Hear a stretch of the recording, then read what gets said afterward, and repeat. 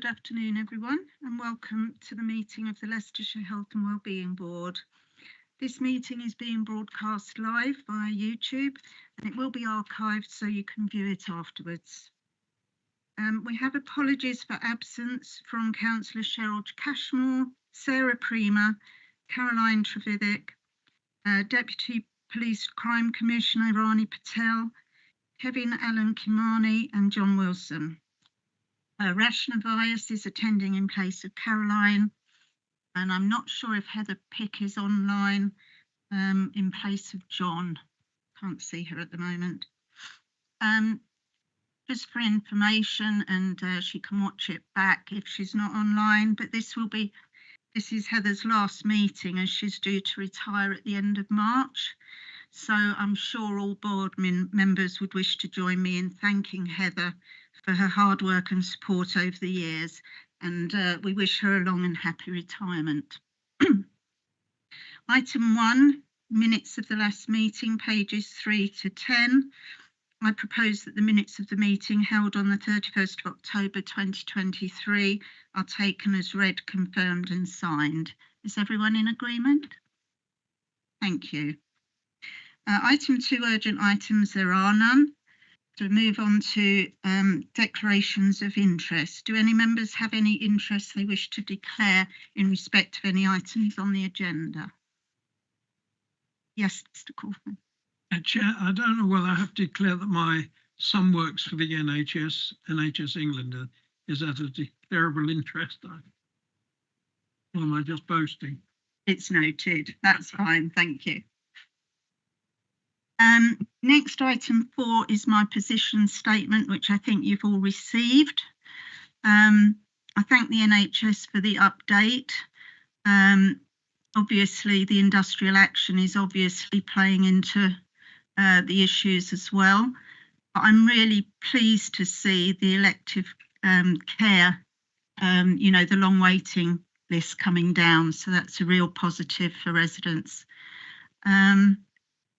Adult social care is facing a huge demand with a big pressure on the budgets, but there's a lot of work going on there. So I do thank the department. I would say that vaccination at the moment is pretty good, but if we can get more vaccinated, and especially the staff, I think it will make big inroads to protecting everybody in that environment. I've given you a list of events I've been to, etc. The other thing I just want to flag is at the last county council meeting, we have voted through that the county council now give care experienced children and young people protective characteristic status. So we're very proud of that. So are there any questions? Yeah. We'll move on. Chair, thank you. Yes. If I could just make a comment yes, on your of course you can. position statement, which was fascinating reading, actually. It was the first, I haven't got it in front of me, but it was the first paragraph, I believe, where you were talking about the demand of people having to run around getting appropriate treatment, and that's what it was about. And I wondered if you'd indulge me, because the importance of coming here this afternoon and what we're dealing with was brought to me by a resident of mine who contacted me to tell me the runaround they had in the system because they fell down.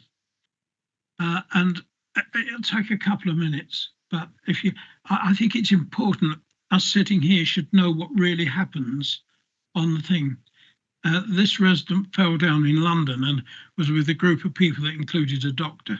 So they bandaged him up and he came home and was told, go to the local walk-in centre because you need a tetanus injection. And that's what it was. That's what the doctor recommended. And this is his 24 hours. Arrived back in Market Harborough at 6 o'clock, went to the walk-in centre at St Luke's Hospital, I think it is. It was closed. And according to the website, it should have been open until 7 o'clock. went home, called 111, and they said the nearest place you should go, you can either go to Leicester Royal Infirmary or Loughborough. He's doing his best to stay away from Leicester Royal Infirmary. In desperation, went to the Oadby walk-in centre to see, can you help me? Can you do whatever's necessary? He said, no, go away, see your GP the following morning. Phoned the GP the following morning and said, apparently sent a picture of the wound. And the GP said, sorry, we can't treat it here. You must go to the Miami Centre at Leicester Royal Infirmary. Gets a lift and goes to the Miami Centre at Leicester Royal Infirmary, who tell him, no, we can't admit you. You have to go through A&E, which you've been spent 24 hours trying to avoid. Goes back to A&E, spends his period of time there, and then gets taken back to Miami to have his treatment. And I just think that's unacceptable for basically a small cut. And that's why it's important as to what's happening. And thank you for indulging me. But I mean, this was a resident phoning up in desperation, and they can't be the only one. And I think what we ought to be looking at is signposting, because it's even the professionals don't even know where to send people. Thanks for your time. No, that's fine. Obviously, we can't comment on individuals, but the actual journey for residents is very high on the agenda within the Health and Wellbeing Board, the ICP, ICB. There's a lot of development sessions going on where communication is highlighted and where we're working to make that journey a lot simpler for people. So I'm sorry your resident had that problem, but there is an awful lot of work going on in the background to try and make it far more easier for patients and residents. Is that okay? Okay, we'll move on to item 5, which is the Better Care Fund Section 75 Agreement, Approval and Assurance, pages 11 to 98. This report provides an update on the refresh of the Section 75 Agreement for 2023-24 and seeks approval to continue with the pooled budget arrangements. Lisa Carter, Integration Service Manager at the County Council, will present this report, and Lisa is attending on Teams. Good afternoon, Lisa. Good afternoon, Councillor Richardson. Thank you, Chair. Hello, everybody. So I'm going to start, we've got a couple of reports here regarding the BCF. So I'm going to start with the first one, which is the Section 75 agreement. For those of you that are unfamiliar with it, it's a power that allows the local authority to commission healthcare services and NHS commissioners to commission social care services. It enables joint commissioning and commissioning of integrated services. And every year it's approved by the 3 local authority health and wellbeing boards. And it's a core requirement of the BCF, so it has to be signed off. So just taking you through a few of the elements of the report. If you look at some of the background information at paragraph 7, it gives you a brief background on what the Section 75 agreement facilitates. So it's financial contributions and operation of the pooled budget. It includes eligible services, the respective roles of the ICB and the County Council, scope of those services that are provided, and it gives a review of the governance arrangements. Paragraph 8 shows you the kinds of requirements that are in the BCF policy framework for 23-24 and references to the planning guidance where the Section 75, it has to be signed off as part of National Condition 1. Moving on to the next section, it gives you some of the key changes to the previous plan. Roughly year on year, the Section 75 looks relatively similar to how it has in previous years, but we have highlighted any key changes. So paragraph 13, you can see that it's been updated for the agreed spend. It now includes the discharge grant, which was separate last year due to it not coming out until December 2022. The plans include targets for the 5 key performance indicators, which are, of course, updated every year. In the next section, you can see a table of the current expenditure plan, which totals 75.7 million in 23-24, and how that's funded is split out in that table below. It's again hosted by Leicestershire County Council, and again does include a menorah schedule for public health as well. I think potentially that's not going to be the case next year. It's going to be a separate menorah schedule, and also I know that there's some work going on between ourselves and the ICB and the two other local authorities to standardise some of the Section 75 information that's included. So next year might look slightly different, but again, we'll highlight any changes. So I think that's probably it for the Section 75. I know it's quite a meaty document, so you would be forgiven for not having read all of the actual Section 75 itself. But if there are any questions, then happy to take those. Thank you, Lisa. Any questions from anybody? So the proposed motion is that the work undertaken to refresh the Section 75 pooled budget agreement for the Better Care Fund is noted, and that the continuation of the S75 pooled budget arrangements between Leicestershire County Council and the LLR ICB be approved. Are we all agreed?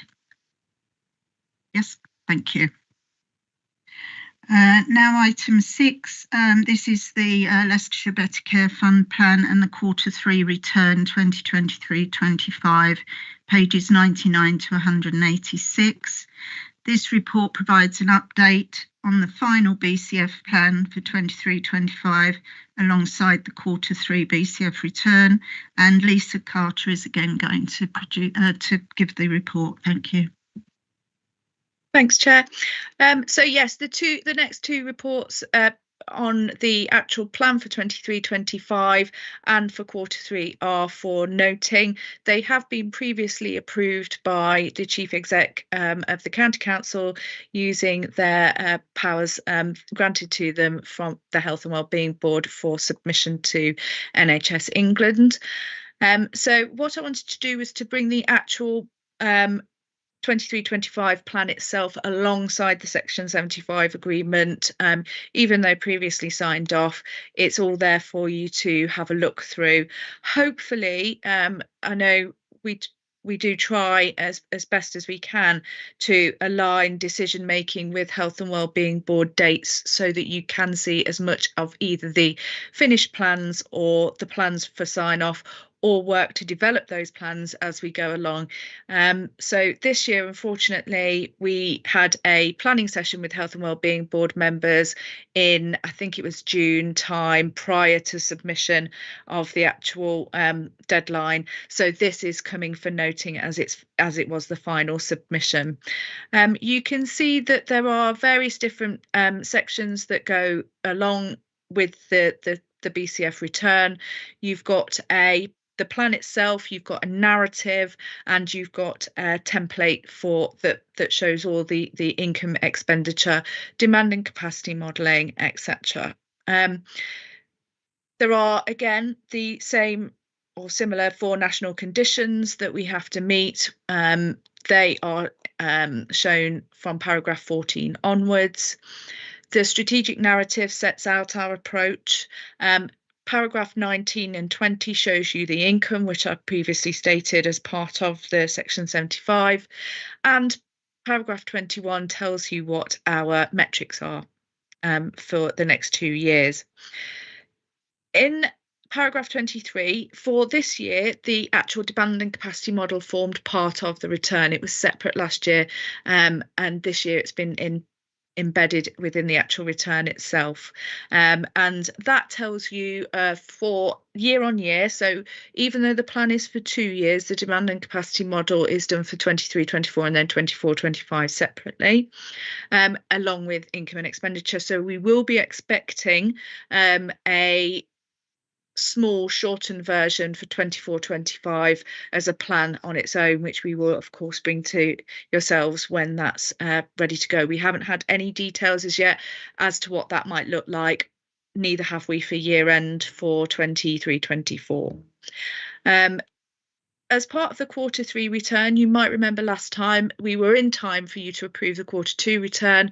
Unfortunately, the Q3 return was published just before December and was required to be sent to NHS England for the 9th of February.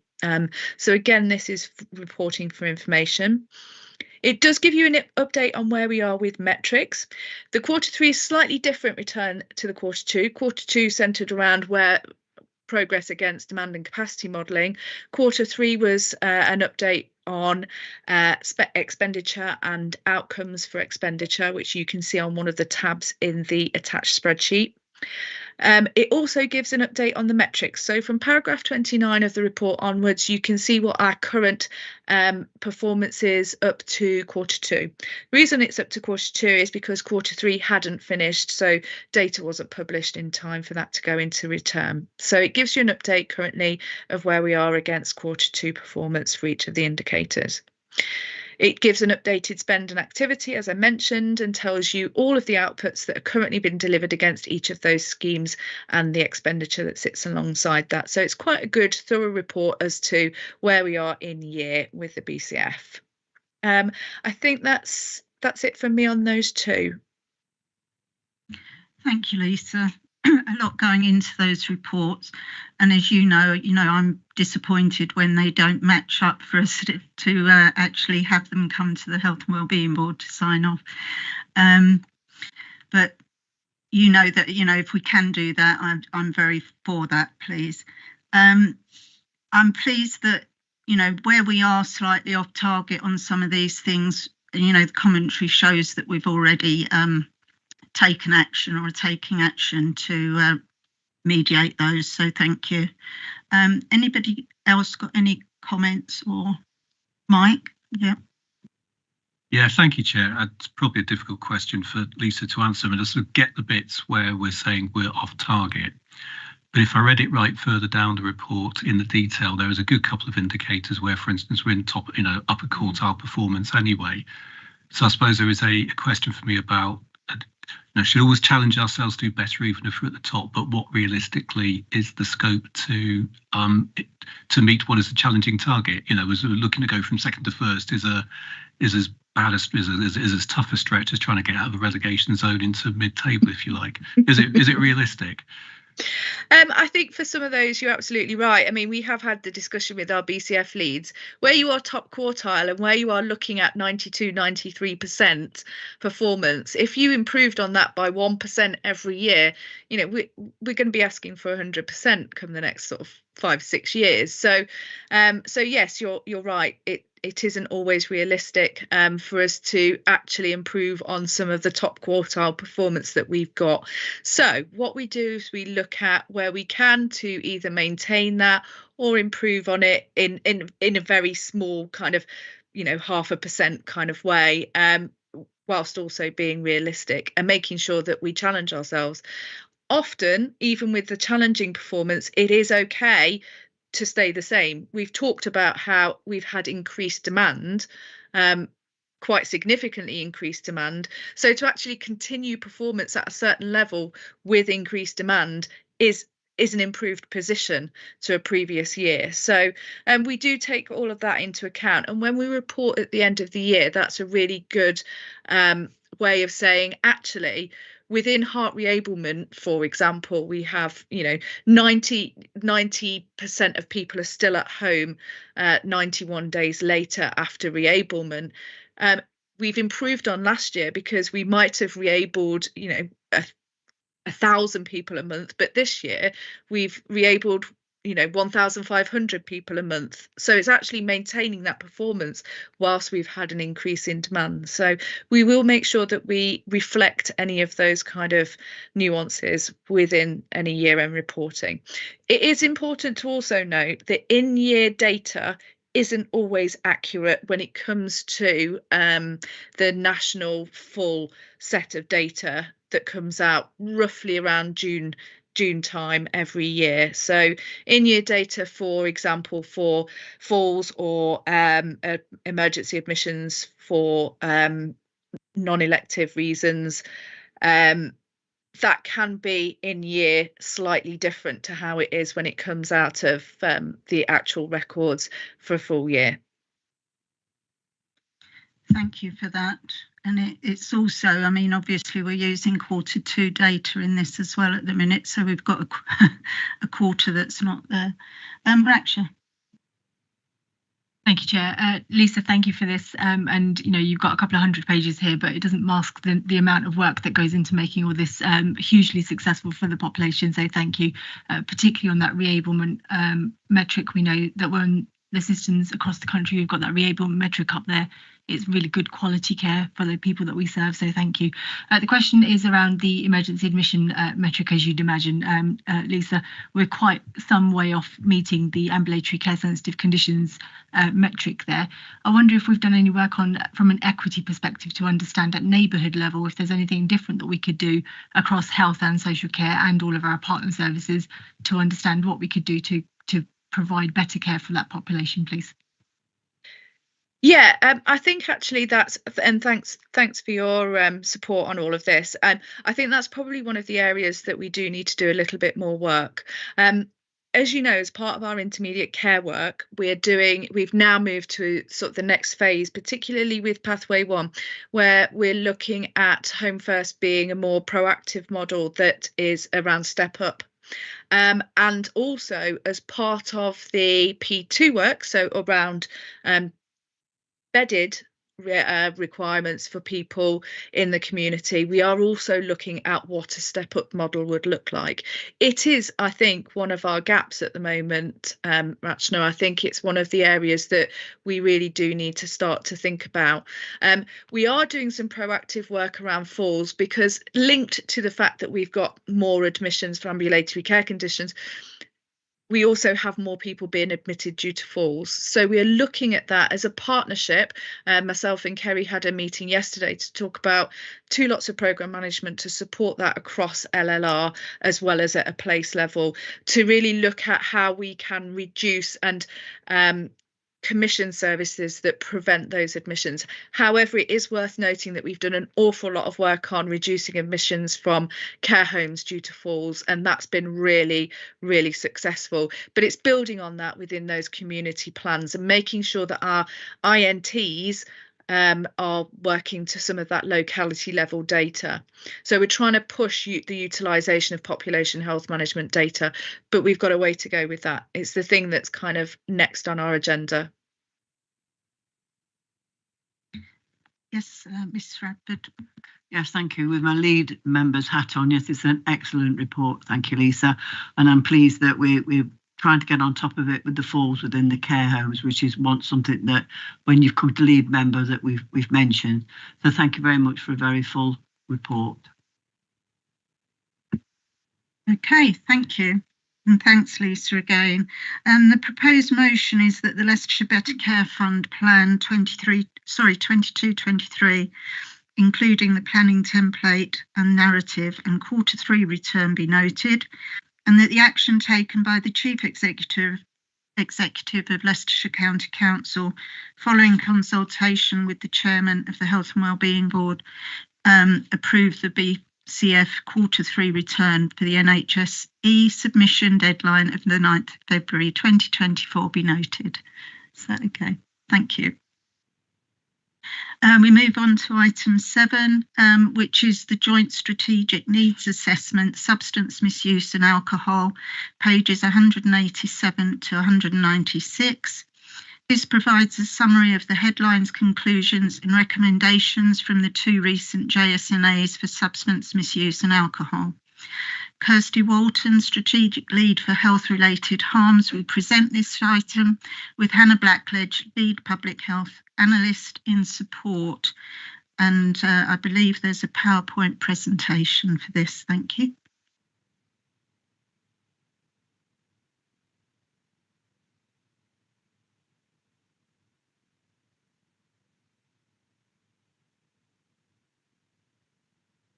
Thank you. So I'm Kirsty Walton, Strategic Lead for Health-Related Harm in the Public Health team. I've got Hannah online from Business Intelligence to answer any of the difficult questions at the end. So she's done all the data for me and been involved in the working group for us to go through all this process. Okay, so we've got the strategic needs assessments that we've done for both substance misuse and then the separate one for alcohol. I've pulled together some slides. As you can imagine, both documents are quite hefty, so I've tried to pull out the key information for you so that I can bring those. So I'll just take you through some of the background information and the process that we've gone through for this one. So ideally, we wouldn't have been doing a JSNA for another year, but because of the National From Harm to Hope strategy and Combating Drugs and Alcohol partnership, we've had to do it early. So we've gone through, and rather than just doing a general update of some of the data, so much has changed since the previous one. So we've had to update all the publishable data. And again, publishable data is over a year and a half out of date. So we've had to do that, put that information in, but we do rely on local information with the recommendations that we've put in place. So there's national and local strategies and information that's been amended and updated. So we've put that information in for you. There's the 2021 new contract as well. So there's a lot of information around that. We did quite a large reshift of the service spec and everything that we've got. So that's all been updated, as well as a number of initiatives and projects, relevant projects that have been added.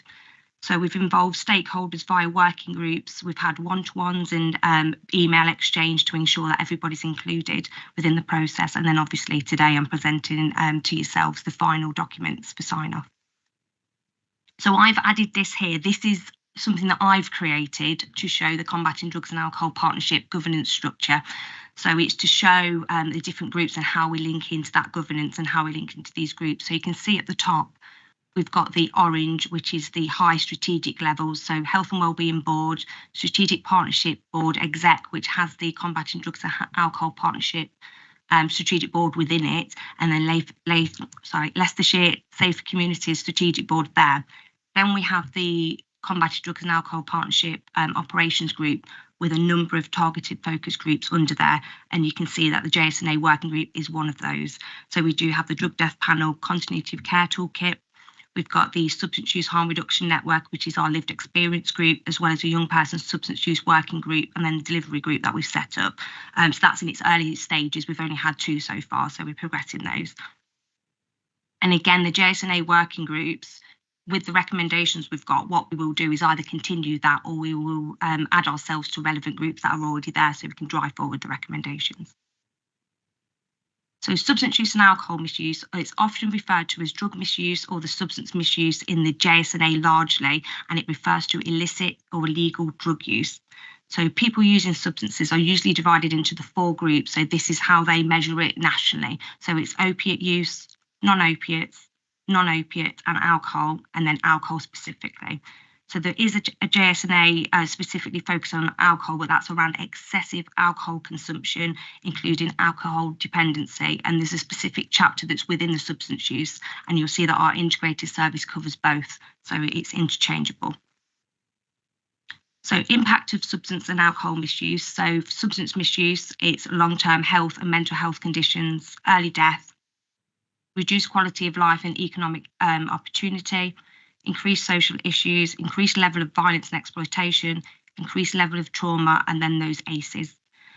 So we've got research that shows for every £1 that we spend, we get back £2.50 benefit to our society for around substance use. And then alcohol misuse, higher risk of adverse effects, including mortality from many related causes such as alcohol liver disease, and risk of injury. So this could include alcohol poisoning, injuries and fractures.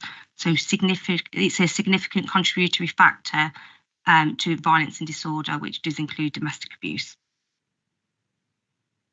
So picking out specifically substance use, I've pulled this one here to show you the young person's trajectory that we've had. And you can see there we have had a decline for specifically Leicestershire in those figures. So as part of the work that we've done, we have looked into this in a lot of detail. It's not through want of trying to get those caseloads increased. So we have gone back, we've looked at the data that we've got. We are working with local schools. So there was 90 schools that were visited in the last year with the police to do training on that. We've looked at specific cases. What we have found is that a number of young people are having brief interventions. So rather than requiring going into a caseload, they're having those brief interventions and one-off treatments. But again, we're not complicit with it, we're still going back. So we are seeing locally those figures are increasing, but not where we'd like them to be. So again, the young persons group is pushing that forward to see what else we can do with those pathways. So the level of need, so the 2019-2020 crime survey for England and Wales estimates that 1/3 of adults report to have taken drugs at some point in their lifetime. Cannabis was reported to be the most used drug, with cocaine powder being the second most common. So when we're applying the national model to the Leicestershire population, this suggests that we've got around 38,000 people over the age of 15 using drugs across Leicestershire. So I've pulled a graph here to show you the breakdown of age, and these are the most people most likely to use illicit substances. So generally the prevalence of drug uses decreases with age. So we've got 21.1% of those aged 16 to 19 and 4.1% of those 55 to 59 reporting use of illicit substances, and you can see that with the graph there. So other groups that are at high risk include men, people living in high deprivation, people experiencing adverse childhood experiences, and those with a family history of drug use, homelessness, time in prison, or even links with the criminal justice system, and then people who identify as LGBT.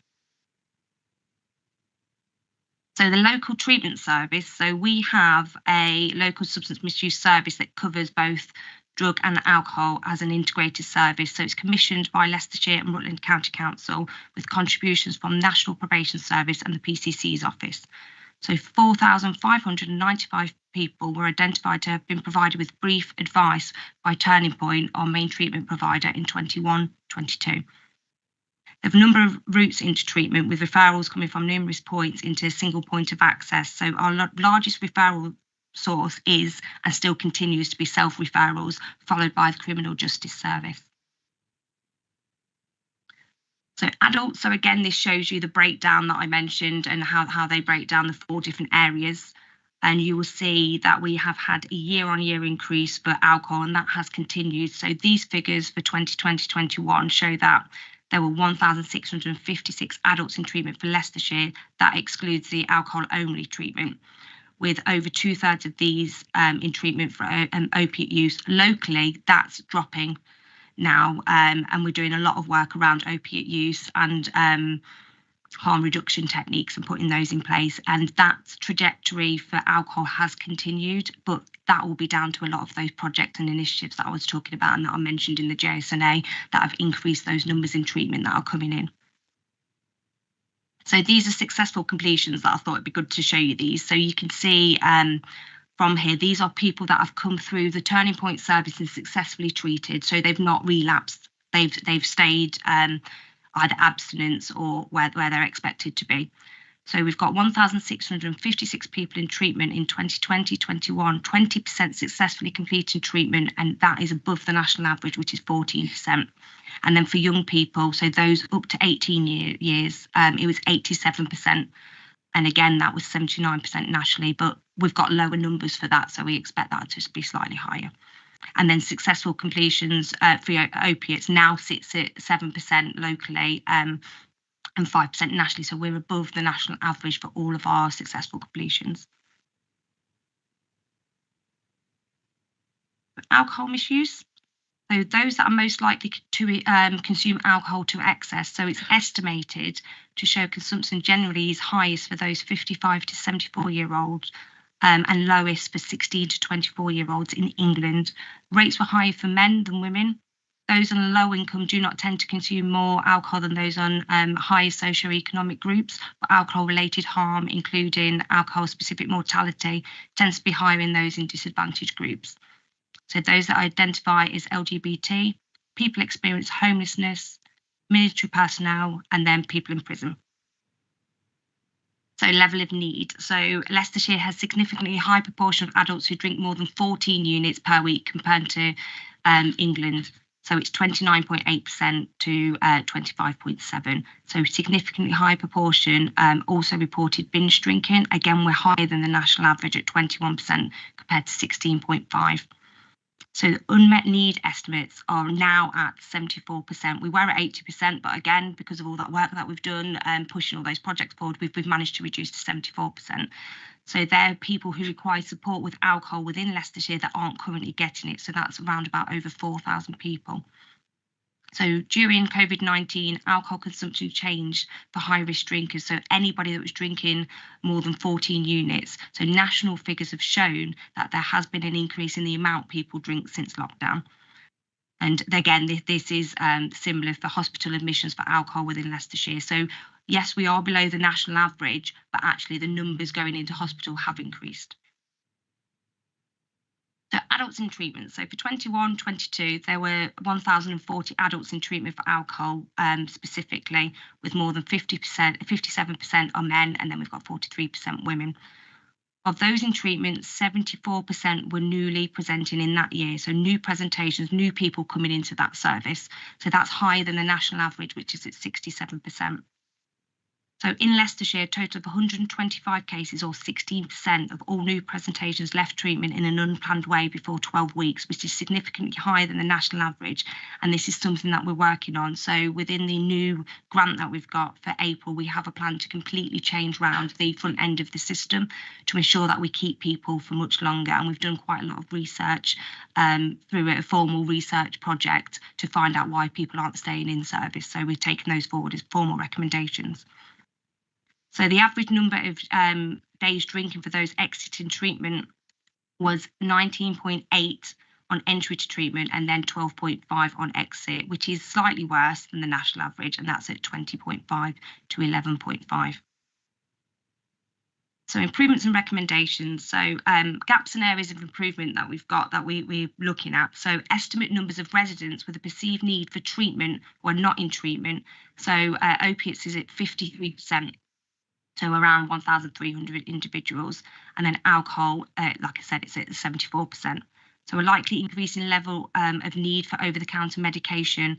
So 9% is believed to be for Leicestershire, with a national average of 14%. However, across the system, this is something that we don't really look at, and it's becoming an issue that we need to start looking into a bit more, because it's not just our offer, it's the ICB, and we're keen as a collective to further research, and actually nationally they're looking into this as well and how they can support us with guidance going forward.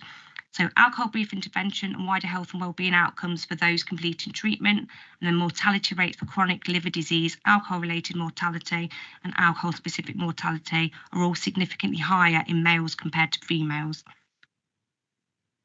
So these are the recommendations that we've got. The recommendations in the substance use and the alcohol are almost identical, other than for FibroScan, that's specifically for alcohol, and then over-the-counter medication is for substance use.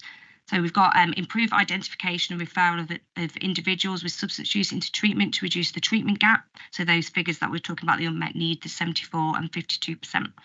Explore how to identify early issues of substance use and carry out targeted prevention information for advice for residents. Take action to better understand locally the demand on services by new and emerging addictions, which will include the prescribed and over-the-counter medication. Review and understand prevalence of drug and alcohol use locally by linking in with the Combat Drugs and Alcohol Partnership Operations Group. Review and understand the treatment access and success, focusing on outreach to those that have lower engagement figures, such as young persons, mixed ethnicity, and the Asian community. Ensure recovery element of the integrated substance misuse treatment service meets the needs of our residents.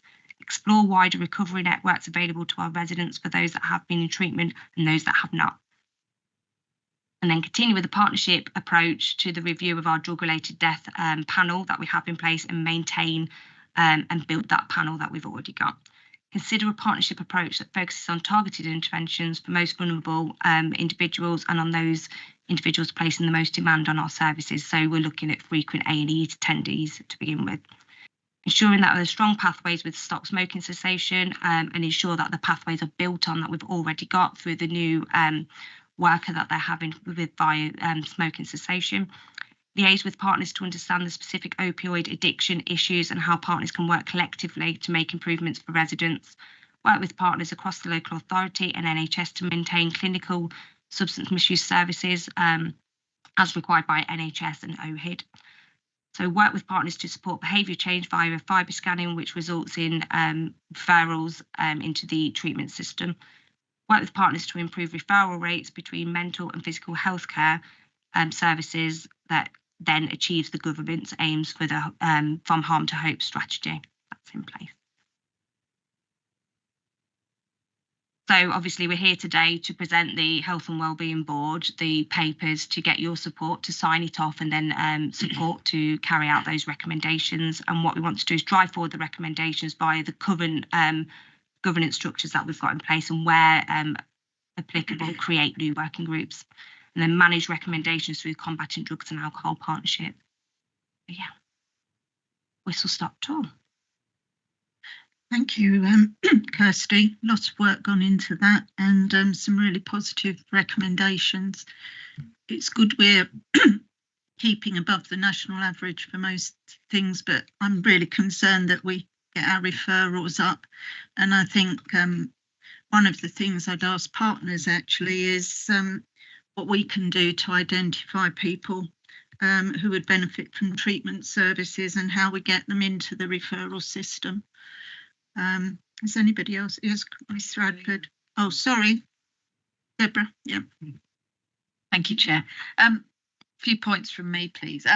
Just on that first one, the drugs section, figure 5, you've got a slide just said young people, and just a breakdown of what age group that is, because young people mean 18, from anything under 18 then. Yeah. We tend to have people 15 to 18. However, we have had the odd person that's, okay. Especially for the caseloads. Brief intervention is slightly different, so you can get anybody that goes through the school system that's been caught with alcohol, and that can be from age 11, but it's very rarely. It's 16, 17 and 18-year-olds. And just the second point, there was really high figure of young people there. I suppose my question is it you're just young people experimenting, or are they become hardened drug users that go on into adulthood to continue taking drugs? So it's just the connection there, because we all experiment when we're teenagers, but is that going on to create it appears to be the experimenting, which is why we feel that our numbers have dropped. So we're trying to work with local providers to get them to refer, but they've not really got the people to refer. The brief intervention parts are working really well, which alludes to what you've said, that actually maybe is the experimental side. With those high figures of children, just checking, probably Jane, we need to take the way about whether we're part of that group that's going to take forward the CDA. Yeah, I've got a few members from Children just to check. I've been given quite a few of other names actually as well. So we've got a few other just people make sure to add we on as well. Yeah, thank you. A really brilliant presentation, and I think covers it beautifully, and particularly I think the kind of join up around the data, but also the operational group and the knowing what's going on. So really brilliant. It's a similar question really, and I probably should know this. In terms of the Turning Point contract, do we have the availability for young people to be seen through that? Yes. There's a young person service, and actually we've doubled it in the last year through the supplementary grant. We've not seen the numbers increase, so I've doubled the whole team. And again, all those pathways that we're putting in place, working with the 0 to 19 2 services that we've got, and working locally as well. So we're doing a lot of work with the criminal justice side, and then the exclusion programme that we've got in place with schools. We're making sure we're getting those referrals in. But again, they're not coming in. But I think it's like you say, it's the brief interventions that we're working on. And I know the links are strong, and I know you're liaising. I think what we would be worried about from a children's perspective is it's about the availability of drugs. And whilst we know there is a large cohort of children who would have a kind of brief interaction with drugs, we've also got a core cohort of children that we'd be really worried about around substance misuse and their vulnerability as well. But so it sounds like we need to do some more work, and I know you've got the contacts. I know the links are really good on this area, but we need to do a bit more work with schools and ourselves around identifying those children, because it's substance misuse and access to substances by children is something we're really There's a family offer that we've got as well, so any children that are affected, that's there, and actually we need to look into that a bit more, see if there's any improvements we can do. We've got quite a high number. I think there was 80 that are on the caseload at the minute. So but you've got the right links within the department. Yeah, we can develop it, definitely. There's lots of things we can do. Yeah, no, it's really good piece of work. Thank you. I was just wondering, what work are you doing to support parents if they've got concerns that they think their child might be started to experiment with drugs and drink? I just wondered, have you? There's lots of work through the schools, and then we're developing a parents toolkit as well, which is one of the areas we're looking at. But anybody could ring Turning Point for advice, so they can do that. And we're linking more of a toolkit with our Healthy Schools programme. That is a self-help toolkit that people can go into, get general information. But there is also an offer that we've got for anybody that's got family members that are using, that they can go in and get support for themselves. They don't have to have, you know, their child in treatment. They could go along and get that But physical. what are you doing to promote that? Because if it's via schools and the children, the child. It's for parents, so it's for the schools are going out to parents to advertise what we've got, and then we're doing work in the community as well, to get that out there. Because I mean, the children might not want to let the parents know that. No, it's definitely through newsletters, through the schools' websites, and that. But again, we're looking at developing that to see what we can do with it. Sometimes the newsletters don't get to their parents, do they? Yeah. I'm just wondering what you do, because sometimes your parents think, well, I'm sure something's going on, but when you question your children and they don't be so stupid, but you know there's and that's something. why we're getting the toolkit as well, because people don't know. Children have actually said through some of the surveys that our young persons lead has done, that actually they want the information from their parents, but parents don't know how to tackle this. So that's why we're going to develop that toolkit, and get that out, definitely. But all in development. Mike? Yeah, thank you. I mean, it's fascinating presentation. There's much in there which I was thinking kind of relates to national trends as well. Cocaine usage, decline in nightclubs, you know, alcohol use in young people going down. There was another bit for me. I can remember doing like one of the first public health reports I did when I was working in Oldham, looked at alcohol consumption and the bit about socioeconomic deprivation. Because I remember even back then, which was a long time ago, it was kind of, if you looked at the overall alcohol consumption, it was about the same as the national average. But what happened is people went out twice as often, went out half as often as the national average. But when they did, they went for it and they drank twice as much in one go. So there's quite a lot in there to unpack in terms of binge drinking and its effect, and the join up with the criminal justice system and the rest of it. So could riff about that all day. I guess the two bits of building on Mrs. Richardson's comment. Is there any obvious gaps? Thinking about the big two recommendations, driving referrals into treatment services and giving authority to the kind of working groups and governance structures that are in place ready to crack on with it. Is, you know, it's not to pick on an agency, but if you were to sit down with a blank piece of paper and think, actually, I'll need to walk out of this room with X, Y, and Z involved in a way that they've not been before, who and what. And again, it's not blaming, but may as well go out here with a clear sense of, if you had to improve things in an area, we need to reach out and include these people more than we have done. Yeah, statutory organisations have been great. We're linking in more with health, and that's improving better. But for me, it's the voluntary sector. So we've had lots of issues with people not wanting to refer in. And then that research project that we did with a local homeless charity that I've gone out and spoken to people for us, we've linked that back in and we're using that recommendation to drive forward. But we don't get many recommendations, referrals, through them. But actually, we're starting to see that. For me, we're working with a lot of people to get those referrals in, and the referrals have gone up. They've gone up massively, but it's keeping them. So it's that front end of the system once people come in. So we are on target to meet that 20% increase that OHID are expecting from us. Not that we're just doing it for that, but obviously we want to improve the service that we've got. So yeah, it's getting the information out there. But for me, it's the young person's actual in treatment cases we need to be pushing forward. Criminal justice is working really well. And then it's the charities, the charitable organisations, linking that back, definitely. Okay, Ed. Yeah, thank you. I mean, without revisiting everything that's been said, I just wanted to pick up on the point that Mike was making, because it's really striking, isn't it, that you've got such an underrepresentation of people accessing services and such a high proportion of self-referrals. So there is a gap there clearly for agencies. And I guess it's about trying to be forensic about where that gap is. From my part, anything I can do to assist linking you in with district colleagues, very happy to do. There's a communities group, a multi-agency group that might be a useful vehicle to take some of this information through. Similarly, district health leads. So anything I can do to assist with that would be that'd be really good. Very happy to do. Thank you. And Nicole. Yeah, thanks, Kirsty. Again, really good presentation and some really good outcomes as well. I guess my question is in terms of you said 20% that are self-referred or that end up under Turning Point are successfully treated. But are we doing anything regarding the 80% that aren't? So are we monitoring them, reaching back out to them, because obviously these it's this cohort of patients that will end up with the liver disease and the chronic. Do you mean the unmet need or those that have not successfully completed yet? Yeah, so probably both, actually. Okay. So the unmet need, we're doing all of the projects and everything to get that, but actually our unmet need figures are really good. OHID have actually said to me, I can calm down a little bit because we're reaching those. It's more about those that are in treatment. So the way that it works, when you successfully complete, it's just those people they're closing at that time that have gone through their journey, they've done everything that they can, and they've been passed then on to recovery services if they want to move on. They're in service still, they've not gone anywhere. It's just that they more for opiates. We tend to have opiate people for about 2 years. We've got a lot of people entrenched alcoholics that are within the service that just want the harm reduction and staying with us. So those are really difficult to successfully complete, which is where the FibroScanner project originally came from, to try and enforce people to make those improvements. But they're in service and they're not going anywhere, they're working with them.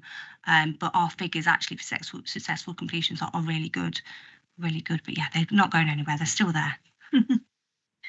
Jean. Hi, I'm Jean. I'm the Managing Director for LPT. I just wanted to ask about mental health, really. So we've got the substance misuse team now that are reaching into the inpatient units to increase referrals, and it's really good. We've got joint roles with Turning Point, which I think is working really well. I suppose we think about 60 to 70% of our inpatients have some sort of substance misuse or alcohol related issues. I suppose on the recommendations, there's nothing there that really are specifically targeting people with mental health issues. And we've highlighted it at the beginning of the JSNA and on your slides as something that is a large factor in terms of why people turn to drugs and alcohol. So I was just wondering if there's anything else that we can do or additional recommendations we can put in to support people with mental health issues. So it's not there because we've got a specific dual diagnosis offer that's within the contract now, yeah. So you don't know about that one. So that's then, that covers the mental health side as well as LPT. So it's covered, which is why it wasn't put down as a formal recommendation, because we're already working on that. So we've got we've just got it for another year, and then supposedly another year. I suppose I was thinking more in how we can reach out into some of the communities and charities, etc. Yeah, so we are linked in with the neighbourhood mental health teams. So the SUMH, which is a substance use mental health team, each assigned to one of the mental health neighbourhood teams specifically. They work directly with them to ensure those pathways are there. There's a lot of work that we've been doing, not just to get people into the dual diagnosis team, but actually to build the resilience of those workers that are out there in the community. So not just the mental health workers on the neighbourhood side, general workers, and then we're working directly with LPT. It's Saskia that works with both teams anyway, so she's brilliant. But they're doing that training on that side to build the resilience of those workers as well. So yeah, I'm not worried about referrals on the mental health side. It's very, very high. And then actually the workers that are over there, so yeah, our psychiatrist that works there, she's linked into every meeting. So we're really confident on that side. There is a review due in May, end of year report coming as well. So that will give a lot more detail. Thank you. I've got 2 more and then we'll wrap it up, I think. Simon. Thank you. Fantastic presentation. My name is Simon Puzzi. I'm the Associate Director of Strategy and Partnerships at University Hospitals of Leicester. In direct response to Ms Richardson's point around what can partners do to support driving up referrals into the services, we've just launched our prevention report, which reflects back on the last 12 months of prevention activities at UHL, but also looks forward in terms of what we can do in the next 12 months. And I'll take an action from today to make sure that signposting our interactions with children which may cause concern that there may be some undergoing challenges are identified and then passed on to the relevant services. So I'll make sure that's in our plan for the next 12 months. And if it's not, I'll work with colleagues to add that to there.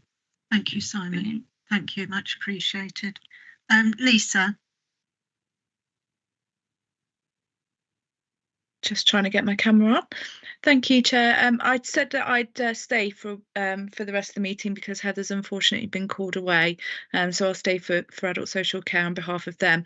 But just thinking about Rachna's point when I did the BCF report, which was about how do we sort of think about preventing some of those admissions. So we have, you know, people who are frequent flyers in admissions in terms of alcohol. And I'm just wondering if we could utilise either some of the things that we've already got in place or some of the ways of working. So, for example, in each locality, we've got care coordinators and they work proactively using risk stratified data from GPs in their area, which we could utilise in a very similar way, either through them or through existing services, to actually identify people, to reach out to them proactively rather than, you know, because I guess people in the community sometimes don't know what they don't know, do they? So I'm wondering if there's a way that we could actually utilise some of that data, risk stratified data management to reach out to people in each of the communities to prevent those admissions or readmissions, because one of the things that you can do is look at people who have had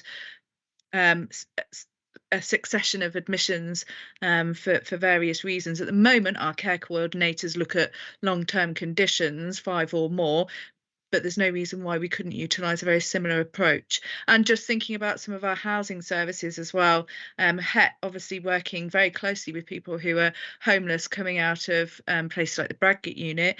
There's no reason why we can't make sure that we're proactively supporting people once they are going back into the community as well. Great, thank you for that. So the proposed motion is that the findings and recommendations of the substance misuse and alcohol JSNAs are supported and approved by for publication, and that the strategic leads be supported to take forward the recommendations via commissioning plans, strategies and partnership working. Are we happy to approve? Thank you. We now go on to item 8, which is Children and Families Partnership Plan Refresh for 24 to 26, pages 197 to 214. This report presents the refreshed partnership plan for approval, and Jane Moore, Director of Children and Family Services, will present the report. Thanks, Jane. Thank you, Chair. So the report that you've got in front of you is presenting the refreshed partnership plan for 24 to 26. The plan is led by the Children and Families Partnership, which was established back in 2018 now, and is a subgroup of this board. And it's the Children and Families Partnership is essentially responsible for delivering the priorities identified in the Best Start for Life chapter of the Joint Health and Wellbeing Strategy as well. The Children and Families Partnership is made up of key organisations that work with children and young people and their families across Leicestershire. And they are the partnership is also working with a number of other groups. We've detailed that in paragraph 6.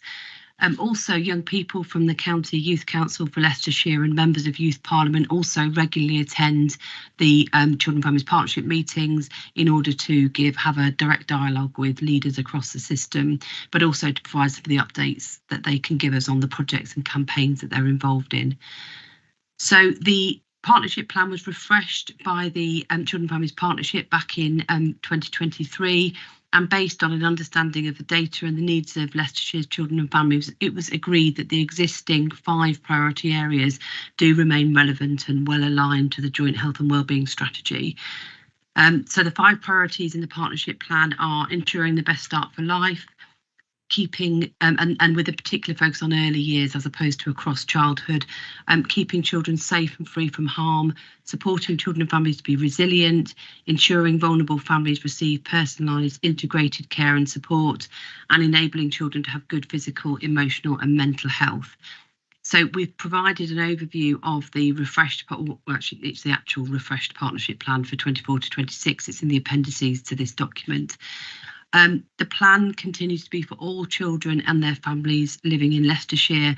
It sets out the very high level priorities for us to collectively deliver on over the next 2 years. And it very much builds on the work that we've done over the last 3 years of the plan that I know we've regularly reported on here, and indeed we've got an update on the next item here. It's intended that we launch the refreshed partnership plan in April, and the progress against the plan and delivery of the outcomes we monitored very closely through the Children and Families Partnership. Thank you. Thank you. Nice to see such a bright and colourful plan. Any questions or comments? Yes, Rachel. Thank you. Just to say, from a health perspective, fully supportive of the plan, and really pleased, as you say, to see the simplicity of it, but also there's a whole load of work that goes on behind this to make sure that we can deliver it in partnership. So just to say thank you to the team. Brilliant. Thank you. Thanks, Jane, and everybody else involved.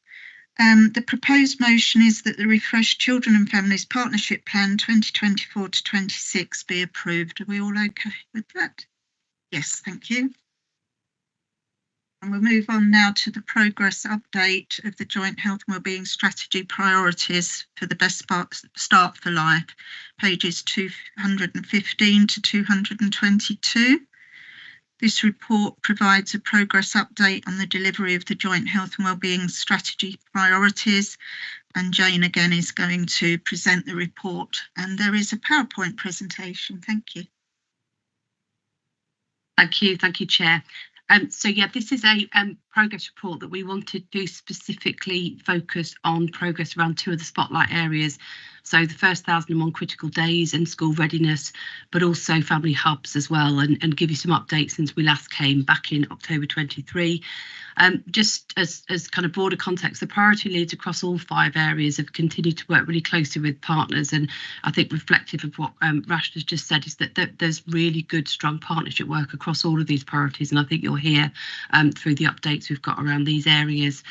The work to embed and support for families throughout the first 1,001 critical days has continued to focus primarily on workforce development, and particularly around raising the importance of the first 1,001 days in relation to child development. And it does include some communication around key messages and practical support for families as well. We've also done some work around social media aimed at parents and sharing some really key messages and modelling behaviours that support some of that early brain development. And we continue to deliver workshops for midwifery students at De Montfort University as well. So in terms of the 1,001 critical days work and certainly achievement, we've been working with colleagues across health, voluntary sector and other local authorities to compile our Best Start for Life offer. And as well as a written document, we're going to be producing infographic and posters and flyers to help families really understand both what they can expect as in terms of services for 0 to 2 and 0 to 5, but also some of the things that they can practically do at home in order to support child developments. And we're working across various different medias to make sure that we get those messages across.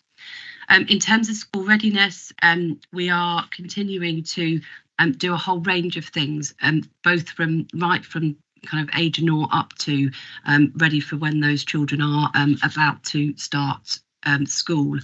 So one of the areas we are particularly pleased about, we had really good uptake of the free early education entitlement pre-pandemic, and we were on a really good trajectory around families understanding the benefits of early education.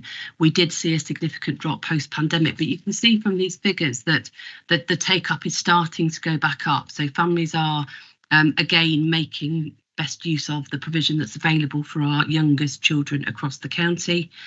In terms of 2-year-olds, we've been doing a lot of work around developing both pathways and intervention and thinking about our services for our 2-year-olds. So we did hold a 2-year-old conference. It was sold out and we are repeating it.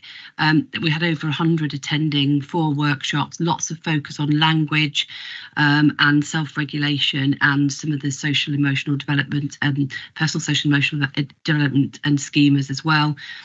We are developing e-learners for providers to access about appropriate provision for 2-year-olds and what that can look like. We've developed a whole load of self-serve materials available for the early years sector, including some bite-sized videos on positive behaviour, We've been undertaking some trauma-informed training for the sector, and our inclusion practitioners have been supporting the graduated approach for preschool to reception class to maintain child placements as well. And we've also been putting together some top tips for parents. So it's part of two to school workshops. And there's some links around things like self-regulation, training, and also positive behaviour. We've also been doing some work around schemas and sensory play advice on, and we've put that on the web, particularly for children with additional needs and offering inclusive play sessions. So really focusing on how we can make our early years provision accessible for all. And then finally, we're piloting an online survey where providers will complete a survey for all children that if they've got concerns. This then goes directly to health, and it uses some of the information from our 2-year progress check as well. And once we get the survey, we'll be able to send some links, give advice to share with parents, but also look for any areas that are flagged as concerns as well.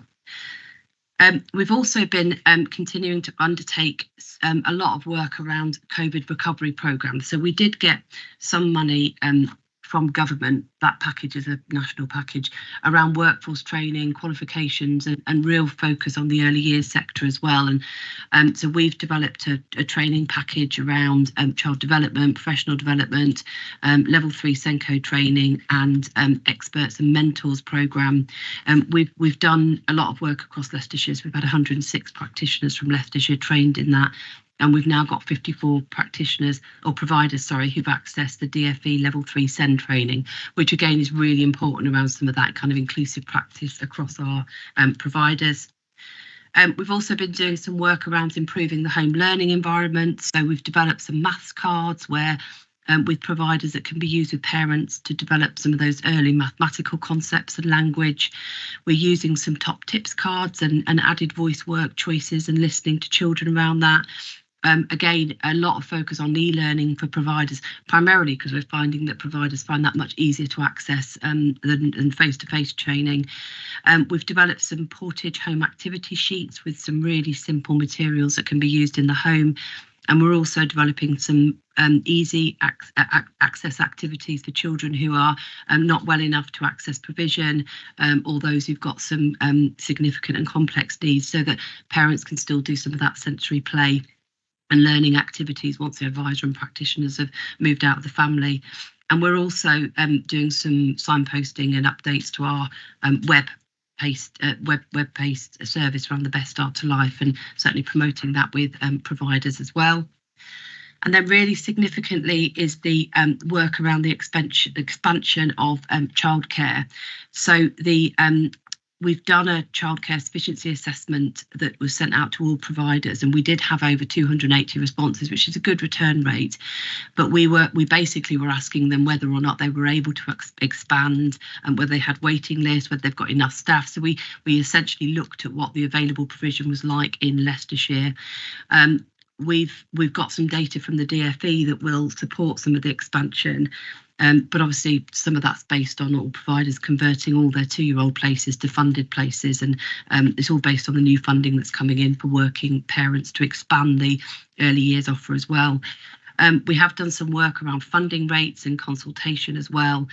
So we've just finished a consultation with providers around the revised funding rates, and also some of the deprivation supplements, but also the SEND inclusion funding as well. We've received around about 1.7 million for capital grants, and 80% of that is around supporting childcare expansion, but 20% of it is to prepare for us to expand the wraparound childcare, which is again an expectation this year as well.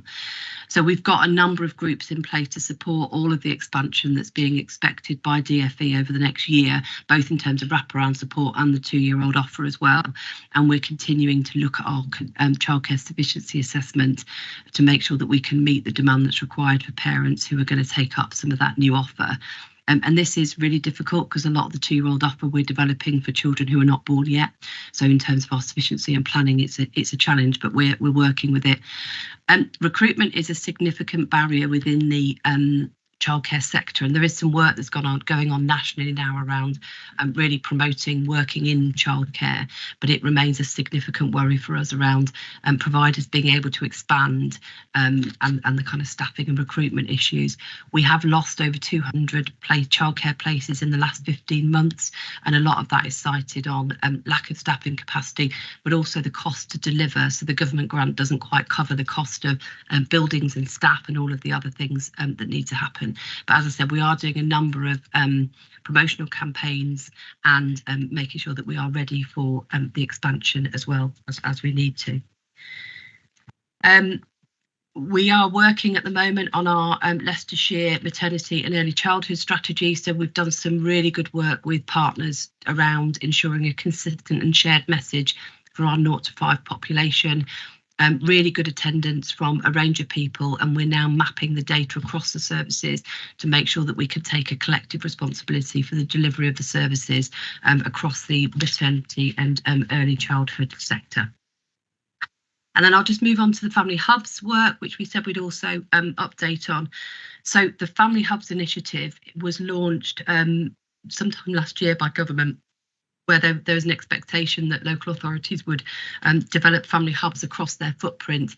There was some funding given to some local authorities where quite large amounts of money to develop some programmes. We were in a tranche of local authorities who were given transformation funding. So we were given about £1 million to develop our Family Hubs programme across Leicestershire. So we've done a number of things, including having Family Hubs buildings. So over the last year, we have opened a number of Family Hubs buildings. So we've launched 31, and that's 20 centres. So it was our old children and family wellbeing centres, but also 11 libraries have also become some of our Family Hub spokes as well. So really good piece of work there. We've got our Family Hubs website up and running. The first phase of that, we're just kind of doing some user testing with key partners around the content and functionality. And the website is a really key component of our Family Hubs programme. So it's not just a building-based programme, it's about accessing joined up information for our families. We've got maternity champions and volunteers are currently being recruited and trained. And we're working with a group of gypsy and traveller women on a piece of work to understand some of the barriers around accessing services and beliefs about services. We are working with our care leavers as well around looking at whether or not we can use the Family Hubs as a bit of care leaver hubs as well. And we're doing some work with some local artists around, and some of them actually from one of the local colleges, around how our centres could be much more family friendly across a range of ages, which is quite a challenge because our centres were kind of 0 to 5, so we're redecorating them through various colleges and voluntary sector organisations to support that. We are, as I said, we've held a number of launches at buildings around the county, and they've primarily been around supporting the promotion of the hubs and the offer for the hubs as well. And our early years conference did give us an opportunity to promote the hubs to providers, and also the linked programme around reducing parental conflict as well. And we've done a survey with parents around their views of and what they need as well, and it really has helped confirm what we thought about some of the access to services as well. And then just finally, we did have part of the money we were given was a kind of capital spend money. And so, as I said, we've invested quite a lot of time in thinking about how we make our Family Hub buildings, family buildings. So some of the pictures here, in fact, this is one of our old youth centres that was a very youth building, but we needed to transfer it into a family building. So we've had a local artist come and, oh, it doesn't show up very well there, but the colours are amazing. We've had a local artist come and work with young people to decorate the outside of the building and think about some of the colours in the building. At our Hinckley site, the North West Leicestershire College ran a competition with their art students, and they've donated a number of really beautiful pieces of art that we're then decorating the rooms around as well. So the buildings are used for contact for those families that aren't able to have access to the children without support, but also for a number of kind of group work, all of those kind of things. So it needs to be multi-use. There's some really good work gone on there as well. And I think it's just some final bits of information around some of the access and information. I think this is a slight view of what our website's going to look like as well. So I think that's all. I shall leave it there. Thank you. Thank you, Jane. And I think it shows the importance of the updates against the strategy coming here, because it really does flag the amount of work that's going on, and especially as it's a public meeting. So thank you very much for that. Yes, Councillor Kaufman. Thank you for that. I'm sad enough to say that I was sitting in this very room in the 1980s when somebody had just invented family hubs or the equivalent of it and was spending a lot of money on them. Somebody said they're a waste of money and closed them all down, and here we are doing it again. But I do welcome this. I was just wanting to inquire as to, are the district councils involved in this at all? Or if so, how they're involved? And I haven't come across any that I know in my particular district, but it's probably my ignorance, I'm sure.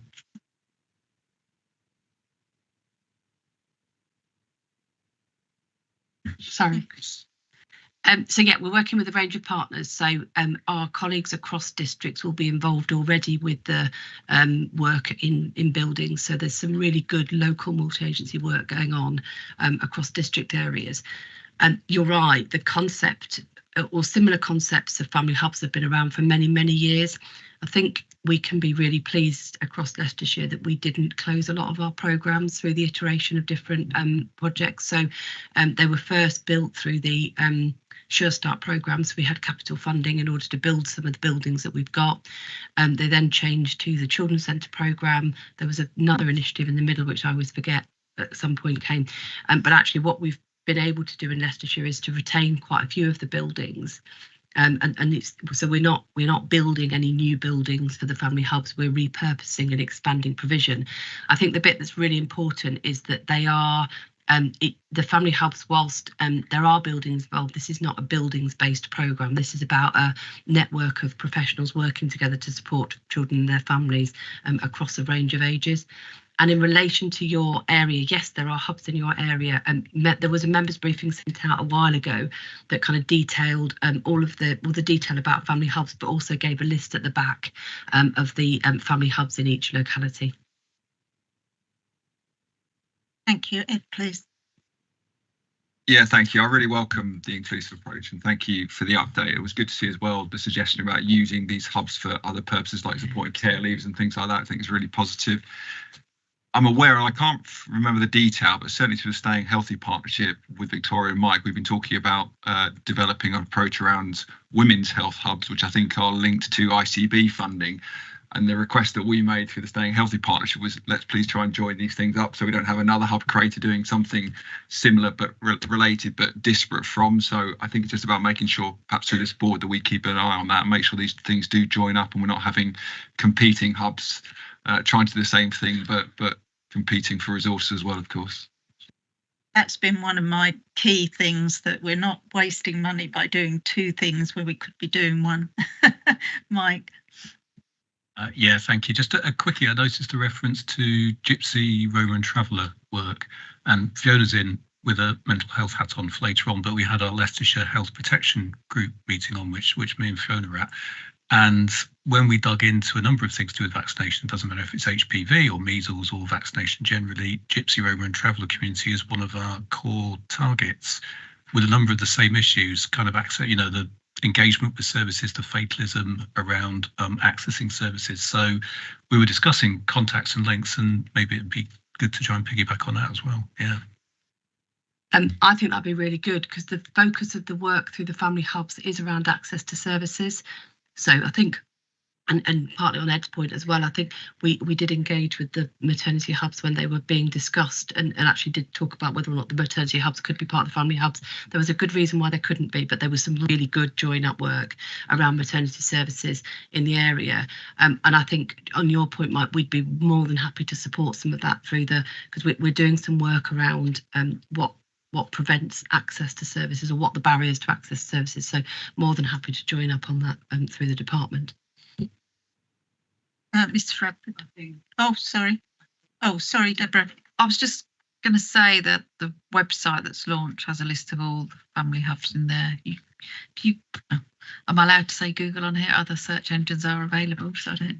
But if you go on to Google and just put in family hubs, the website and all the hubs are listed there as well. But we are hoping that lots of other community buildings or community, you know, parish councils, anything that's within communities can be trained to be a family hub. And it is really just a signposting way. So anywhere can be a family hub. So we're hoping once we've done all of the hubs and the libraries and all the buildings that we've got, that it goes out. We have had a lot of interest from other community groups, and I've had the pleasure of opening them all and eating lots of cake and cutting ribbons. So once they're all done, I can go back on my diet. Christy. Just a quick one, following on from a previous thing about mental health and you know, drug abuse. Is the information in the family hubs people to pick up about them? Yeah. Yeah, I think the two things really. One is there's information, advice and signposting actually in the hubs. So I think one of the benefits of the hubs is around kind of people can walk in and access information. That the website is really key because there's not, people can't all access a hub. There's only around about 20, I think, I don't remember the number, but about 20 across the county. So we haven't been able to base the entire programme on a buildings-based programme. So the family hub is the website is the kind of information advice website for families, which is where some of that signposting will happen as well.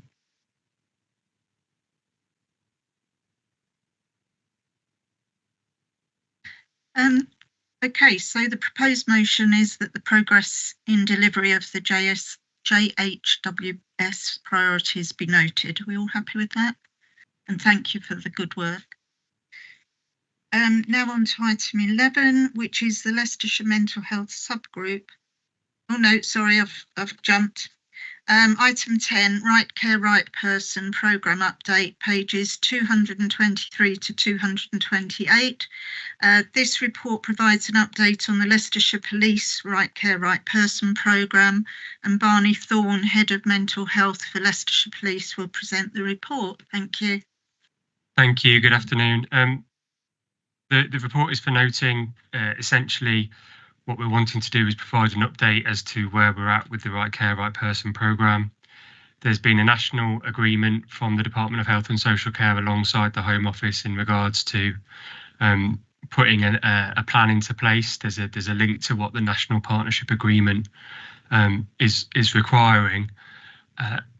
All police forces have been required to put a plan in place. I think one of the things that we're really keen to talk about locally is we're not experiencing a significant concern around mental health.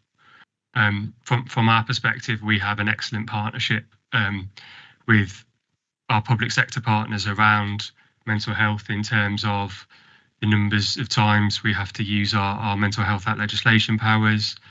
If we're accessing the Bradgate unit, we don't have any concerns there. We have an excellent partnership in that relationship. Equally, at times, if people need to go to UHL provision, specifically the LRI, if we think somebody is poorly when we've used our Mental Health Act powers, we have very rare concerns around that. I think the wider scope of the programme is probably more around the transportation issues that we come across. So specifically going into a little bit of detail, children who are going missing, we are often required to take them back home, and that's going to be the significant partnership, Rob. I think what we are expecting and will be expecting is that the children's homes come and collect them or provision them a taxi. We're happy to stay with them, but I think what we're not happy to do is to continue to effectively taxi children around at times. We're conscious of we wouldn't be leaving a child in an unsafe environment, but when they are in a safe environment and they've been reported missing, that we would be looking for somebody else who has responsibility for that child to step up and take responsibility for that child. There are 5 areas that we're focusing on, specifically concern for welfare. So that is when police are typically the main agency that are asked to conduct a welfare check for somebody when an agency or a member of the public is concerned about someone. In 2020, we said we wouldn't do any more welfare checks. We've continued doing welfare checks, but this time we're saying we're definitely not doing any welfare checks unless there's a specific purpose which we think meets Article 2 Human Rights Act. The next area that we're looking at is people who go missing from mental health facilities specifically. That piece of work is being led by LPT, and I think one of the things that we're really happy about is actually partners are on board with this, and we can demonstrate that because they're being led. Pieces of this work are being led by those partners, and that is specifically around if somebody leaves the Bradgate unit unexpectedly, it's not only a policing function for them to be found, it is equally LPT's role and responsibility to help us find that individual. But in reality, I think this is a significant change. The next piece of work, which is being led by UHL, is about people that walk out from healthcare settings. That's not just about people on UHL sites. It does also include people leaving GPs or other things. But again, when somebody leaves unexpectedly, the police tend to be the default agency which are rang, and what we're suggesting is we're not the right agency to do that. There will be circumstances when we absolutely are, but there are many circumstances when we're not. And we're asking for people to think about that and identify, could we have stopped that person from leaving in the first place? But then also, who is the right agency to go and establish the welfare of that individual? The next piece that we're looking at is transportation, which I think I've already covered in terms of there is a wide scope of work there. It is also about following use of Mental Health Act powers. Legislation says that needs to be, the individual needs to be transported or conveyed, as we term it, by a healthcare agency. It's not to be done by a policing vehicle. There's a number of reasons for that, but I think ones that me and Leicestershire Police and LPT think is it can be undignified for somebody to turn up at a mental health unit in a policing marked vehicle. So we're looking at, well, how can we do that better? Because there are times when our ambulance service are extremely busy, and it's equally undignified for an individual to wait 4 to 5 hours for an ambulance to come and take them. And if we think they're unwell, it's also undignified for them to be in the care of police officers for that length of time as well. So it's trying to establish what is the correct way to do that in a bad set of circumstances, and what is the most appropriate thing to do. But like I said, I think for me, the main focus and rub that we'll get from this is about when we have people who are reported missing, and I specified children, but it can include adults as well. Who is the right person to come and collect them, i.e. is there an agency that's being paid, and from our perspective paid a significant amount of money to care for that child who isn't doing that. Additionally to that, we don't feel like there is an issue about Leicestershire children or Leicester children or Rutland children. We are specifically concerned about children who are placed here by other local authorities. So the regulation around what Leicestershire or Leicester or Rutland local authorities can do about that is extremely limited, and we do recognise that. But we are going to engage with those care providers at some point to say we won't be doing this. And then the final thing that we're focusing on is the police use of Mental Health Act powers. But we're really not concerned about that. The police use of Mental Health Act powers has declined for the last 3 years. We're detaining less and less people. My view, although slightly biased, is because we have a triage car and that they work really well together, and that prevents an unnecessary use of 136. But actually, we are seeing across the country that the use of 136 in all other areas has increased, and is increasing significantly in some areas when ours has declined. And ours has declined at a time when that triage car is reviewing more and more incidents than it's ever seen before. So that tells us demand is going up, but actually the use of our powers still declines alongside that, which says to me that team is functioning well. That's my update. Thank you. I'm sure I'll have some questions. Thank you, Barney. It's really good to hear how partnerships are working across to help put this in place. Jane? Yeah, just a couple of points on the children's aspect. So I'll state I don't think this should be applying to children at all. Right care, right person is not the right vehicle to manage children. And I think just in terms of some of the points around taxiing children, those the children that live and reside in our area, the police still hold a statutory safeguarding duty for those children, whether they're our children or not. So Absolutely. I think I'm interested to understand how many providers are calling for a taxi service, as opposed to they know where children are, but they have no power to retrieve those children. So I think we need to be really careful around the language we're using in right care, right person for children. Indeed, I don't think we should be applying right care, right person at all to children. I think we've got other mechanisms to deal with children who go missing, and particularly, you know, I absolutely understand there are some higher call outs for some of our private providers, but I think there are other ways in which we can deal with some of that. And indeed, we've got some really good protocols already in across the sub-region around how we deal with children who go missing.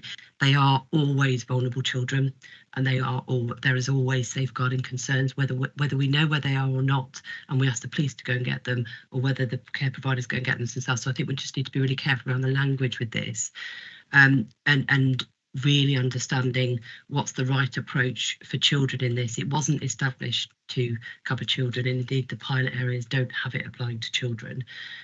So I think we just need to unpick a little bit more. I have asked for a meeting, we've got a follow-up meeting with the ACC leading on it, to look at how we can collectively review how we respond to our children who go missing, whether they're Leicestershire children or not, outside of right care, right person. Thank you. Anyone else? Yes, Fraction. Thank you. As Barney said, you know, when we talk at the Health and Wellbeing Board, we often talk about the relationship between local government and the NHS. This shows the strength of partnership, I think, across the wider public sector in terms of the way that we've had the conversations. I think there's sensible conversations that have been had at this stage. Just to pick up some of Joan's points as well, have not been nobody's doing X, Y, and Z. It is who is going to pick this up today. I think that again shows the strength of the partnership. So if we can formalise some of that, that'll be even more positive. I just wanted to draw attention to the mental health triage car. So Health and Wellbeing Board will remember when we commissioned that mental health triage car as a collective with our Leicestershire Partnership Trust colleagues, the police and health, we got quite some pushback about why we were using this kind of joint money to do this kind of a service, and at that point we were one of the first in the country to put this in. This shows the why, and we were really fortunate with public health to have some really solid evidence behind those business cases. So just a reminder to Health and Wellbeing Board that when we bring those types of cases and use of public funds in this way that benefits the people that we serve rather than the badge that we wear, we get a huge benefit for those people, and we shouldn't forget that. I agree with that, Rakshan. Could I just ask Barney to turn his mic off, please? I didn't realise I'd stopped speaking. That's all right, no problem. Anyone else got any questions or comments? No? Well, we're being asked to the update of the Leicestershire Police Right Care, Right Person programme be noted. Is that okay? Now we move on to the Leicestershire Mental Health Subgroup Development Session Update Report, which is pages 229 to 234. This is an update on the progress since it was established in January 23, including a summary of the outcomes following the mental health development session in December 23. And this report will be presented by Fiona Grant, consultant in public health. And there's a PowerPoint presentation with this too.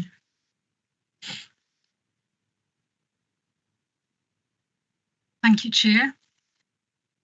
So the purpose of this report is to provide the Health and Wellbeing Board with an update on the mental health subgroup since it was established in January 23.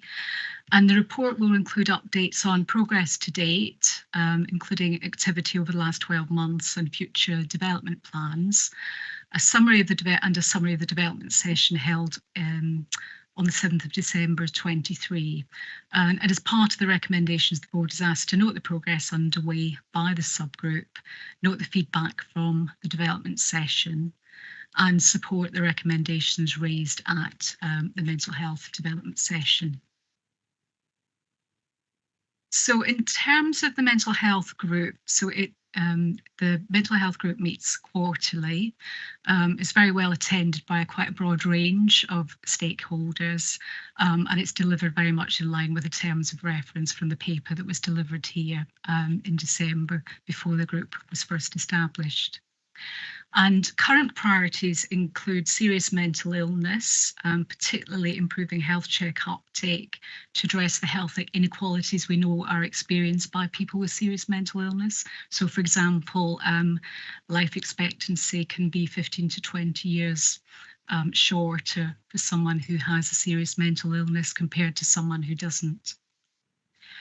Dementia is another key area, so particularly looking to improve dementia diagnosis rates to help to ensure that those affected by dementia can get access to timely and appropriate treatment and support. And again, one of the key issues is that we recognise that around dementia, historically, there has been a poorer dementia diagnosis rate compared to other parts of the system, and indeed more widely. So it's something we're very focused on. And the third key area is around children and young people and supporting the system work on children and young people's emotional health and well-being. Not yet, no. Sorry, I'll just come to that bit. So priorities within the next 12 months include the co-production of a mental health prevention concordat for better mental health for Leicestershire, and also developing a Leicestershire mental health plan to define a life course approach to mental health strategic priorities and actions, including addressing the wider determinants such as employment and housing. And that plan will very much draw from the underlying theme of mental health, which features within the health and wellbeing strategy. So it won't be particularly new aspects that we're bringing on board, but it's really about putting it together into a plan so that we've got a clear action plan around the way forward. Other work underway includes development of a multi-agency dashboard. So we worked really closely with other partners to make sure that we've got a dashboard that looks across the whole system. Also in progress is an adults mental health GSNA to inform commissioning and programmes of work to improve mental health and wellbeing. And also there's some work around really engaging people with lived experience around mental health in the work of the group, again, to make sure it's informing the work programme and also the commissioning of services going forward. So if I move on to the Health and Wellbeing Board development session, so this is where the slides come in, Mike. So as part of a series of Health and Wellbeing Board development sessions, a mental health development session was held on the 7th of December. So I'll just move on. Not blocking it. So in terms of some of the key challenges and issues that came out of that session, it includes recognising and understanding the patient-resident journey across the whole system. So we know that it's more difficult enough to be able to navigate sessions when you're looking at just within one organisation, but really sort of recognising in relation to mental health, you're talking about often across BCS, you're talking about LPT services, local authority services, so it's quite complex, and so really trying to understand that from a service user perspective. Another key area is around reviewing overlapping priorities to ensure alignment and prevent duplication. So recognising that within the different organisations, so for example, areas such as suicide prevention, many of us are looking to address that, but actually are we duplicating what we're doing? So how do we work more effectively to work in partnership, but to avoid unnecessary duplication? And then another area is around more focus on children and young people. So recognising again that there's a need to ensure that the children and young people's mental health agenda is effectively addressed. And one of the issues with children and young people that's really sort of picked up at that session was that it features in a number of different groups, a number of different places. And because of that, it's quite difficult to maintain a clear oversight around children and young people's mental health and an understanding of whether we're actually missing out on areas, if some areas are actually falling through the gap. The next slide. So again, building on challenges and recommendations generated at the session, there was quite a bit around the role of the Health and Wellbeing Board, and in particular, the feeling was that it should provide the link between system, place and neighbourhoods. And as part of that, improve the ways of working across the system, particularly with districts and neighbourhoods, so making sure we've got that join up and improving communication regarding priorities between system, place and neighbourhoods, and really making sure they're working more effectively together around some of those priorities. Working effectively across the 4 health and wellbeing subgroups. So again, you know, with something like mental health, clearly there is that sort of underlying theme which underpins lots of areas of work. So how do we work more effectively to make sure that we're joined up in the approach that we're taking across the Health and Wellbeing Board subgroups? Another area is around commitment from partners, so making sure that all partners are communicating effectively and working together across the range of different issues. And then at the bottom of the slide, really around removing barriers and making sure that we are actually working to remove some of those organisational barriers that exist in terms of culture, in terms of ways of working, because we recognise that it can get very complicated when we're trying to work together. And in particular, one of the exercises that we had done around mapping governance structures really sort of flagged up the complexity of, you know, within each organisation, it can be quite complicated. And so if you're trying to work together, you're just kind of making that even more of a challenge to effectively address. And then the last slide really was one of the areas that was picked up was the importance of how we work with the voluntary community sector, and voluntary community sector representatives at the session were keen to highlight that they have a lot to offer, and it's how we work more effectively with them. So they're already working alongside us, but how do we work with them more effectively in order that they can bring everything they have to offer to the table? And then there was one around strategy and commissioning, so improving the approach to strategy commissioning at a place level, perhaps through joint, you know, clearer joint decision-making processes at a place level. And then last but not least, being much more proactive, particularly around prevention, early intervention, early help, that sort of area, because it's felt that we talk a lot about prevention, we talk a lot about early intervention, but our focus often gets diverted to other areas, I suppose the other end of the continuum in terms of service needs and service demands. And it's making sure that we maintain that proactive, preventative focus is something that we continue to do.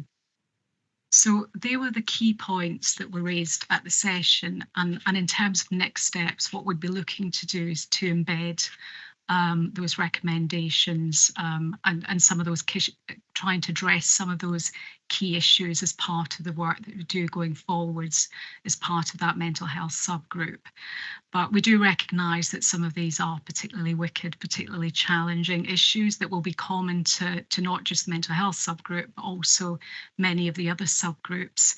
And potentially we may need to bring some of these issues further back at a later date to the board to ask for further help in addressing particularly some of the most challenging aspects of the work. But in the short term, we'll be looking at taking them through the work that we're doing as part of the mental health subgroup. Thank you. Thanks, Fiona. I must say, I've got to thank all the people who turned up at the development session. I thought it was really positive how many people turned up and were committed to making some changes and looking at this journey for residents. And I think it's really important. We noticed how much actually is going on in different areas, but it's so complex for people to traverse at the minute, and that's what we've got to work on, make these things a lot more linked up and easier for access. But I would ask partners to think about how they could encourage collaboration, not just across organisations, but also within our own organisations, because the closer we get to collaboration, the better we can deal with these wicked issues, as we say. Anybody else got any comments? Or Mike? Yeah, quick question. I know what I want the answer to be, and I think I know what the answer is, but you talked yourself about governance structures and the role of the Health and Wellbeing Board.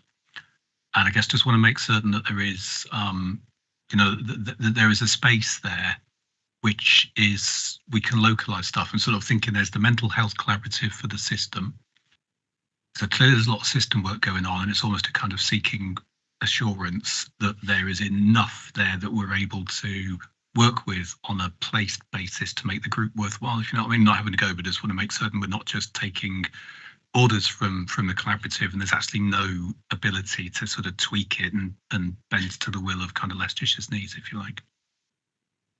So I don't think that's the case at all, Mike. I think that there is enough room, enough space for that place-based group, and the kind of I think the issue around the governance was more that it was sort of recognising how complex governance structures are across the different organisations. So, for example, county council on its own, it's quite complex when you map it out, and it was a similar picture really for health, and it was about how it was sort of recognising the complexity of that and the need to work through that.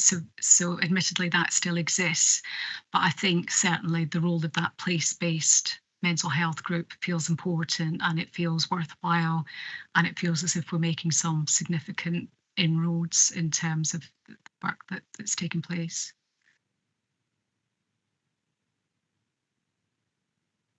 Any other comments? No?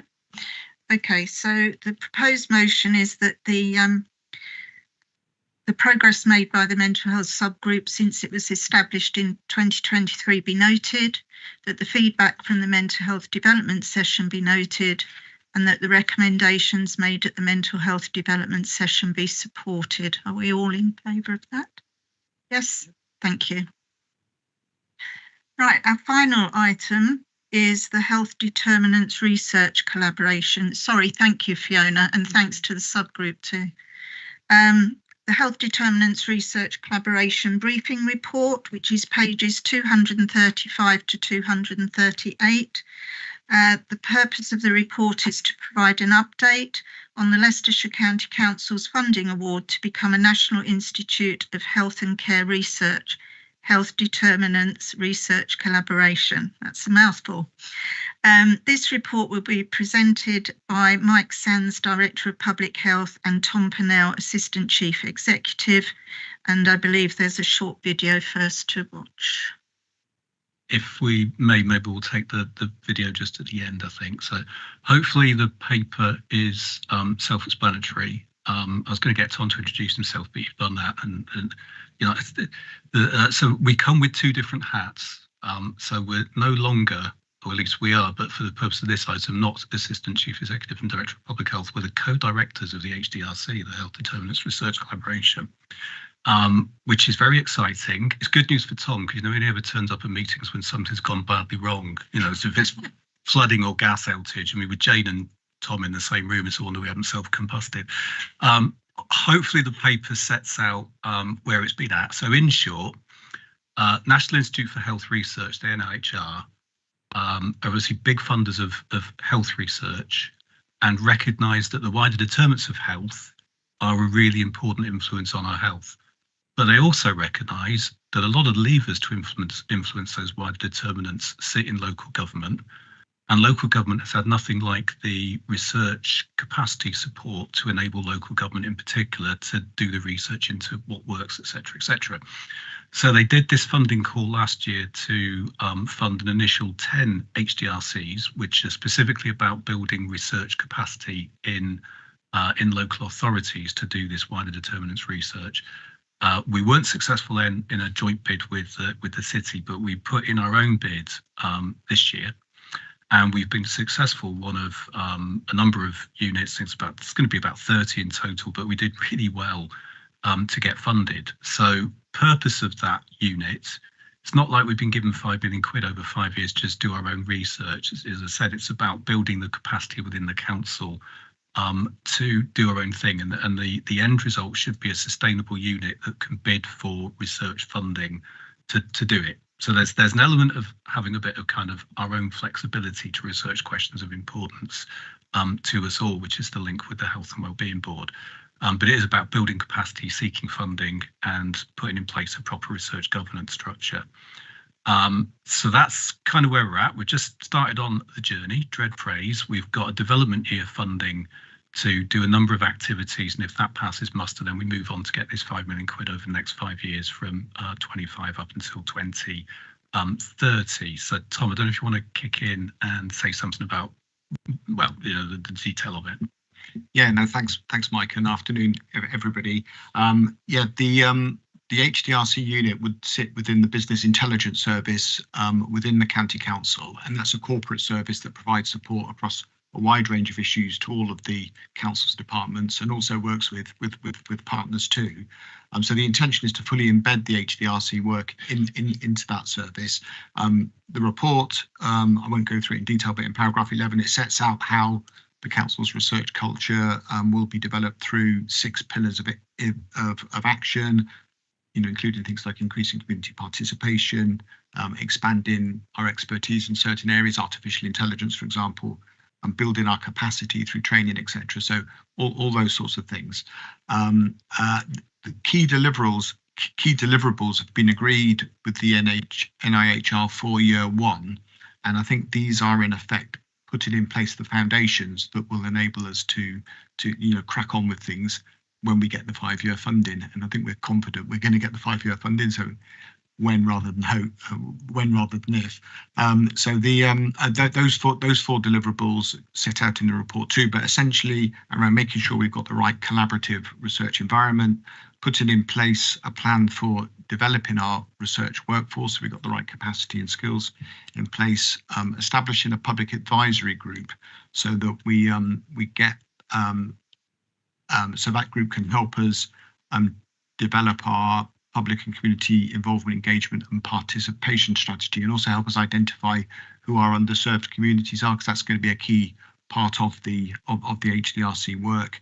And also just making sure we've got the right accountability structures and reporting pathways in place. So these are some of the things that the NIHR want to make sure that we've got in place, but they'll be important foundations for making sure things work well in the future anyway. So as Mike says, really exciting opportunity, I think. So before we wrap up, should we just play the vid, which is a shortened version of when we did the pitch, the interview. We put together a bit of an introduction to Leicestershire. So run VT. It's the beautiful parks, diverse communities. It's our connectivity. And varied industries. It's many farms and special produce. Like cheese and pork pie. And it's our historic market towns. it's 296 primary, secondary and special schools. And world-renowned universities. But we have our challenges, and sometimes these are hidden.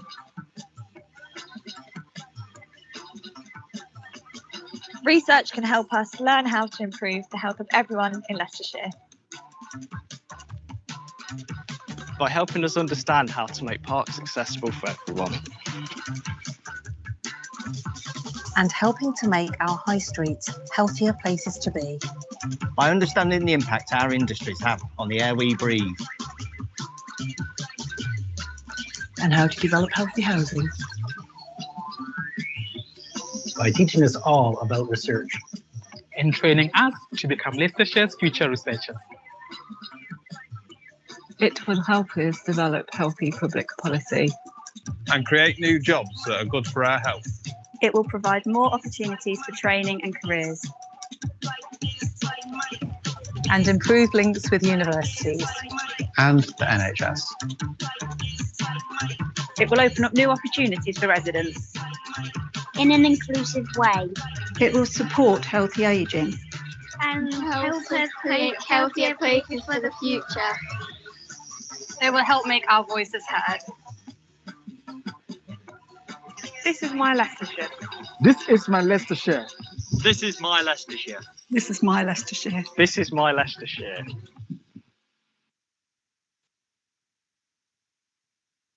So to finish on, I should have said, I think we're the first county to get HDRC funding, and you can tell from the video that we threw the kitchen sink at trying to work out all the angles that might appeal. It was like, yeah, got a bit of farming, got a bit of Indino, got a bit of this, that and the other. And I think it worked in terms of selling No. One of the issues with doing that publicly is kind of like, as people know, it's not really their jobs, but let's gloss over that one. But there is something about selling Leicestershire in that kind of, if you think about the history, the market towns and the farming and where we're going in terms of Junction 24 with the distributive trades, I think it was a good pitch to put forward to them to say, it's not just kind of city-based urban research. We've got a lot here that we'd want to explore in terms of wider determinants. So it worked. And then in terms of recommendations, again, really looking for the support of the Health and Wellbeing Board in a number of ways, engagement with the collaborative, thinking in of itself, the board will be a bit of a touch point in terms of potential areas for research, and then also taking forward any findings that we've got. So, more to come, but hopefully a good introduction. Thank you to the two co-directors. I'm really pleased about this, and I do want to put on record my thanks to Liz Orton, who did an awful lot of work to get this over the line in a very short space of time. Jeffrey. Yeah, congratulations. It's a brilliant piece of selling. The bit I missed was, are there any district council involvement at all? Have I missed it somewhere? Or? So yes, no, maybe. So the answer is, in terms of the core paid for collaborative, if you like, what went in the bid, it is about research capacity within the county council. And then there is particular kind of collaborators in the bid, such as the universities, which are all costed in. But then outside of that, it's almost like layers of an onion. So there's your core collaboration. And then you've got your broader collaborations, which is where the districts would come in with the ICB and with the health service as well. So it's one of those ones. There's a core that we've described here, which is who's actually in the bid, but then who do we need to work with as a collaborative, which essentially becomes everybody.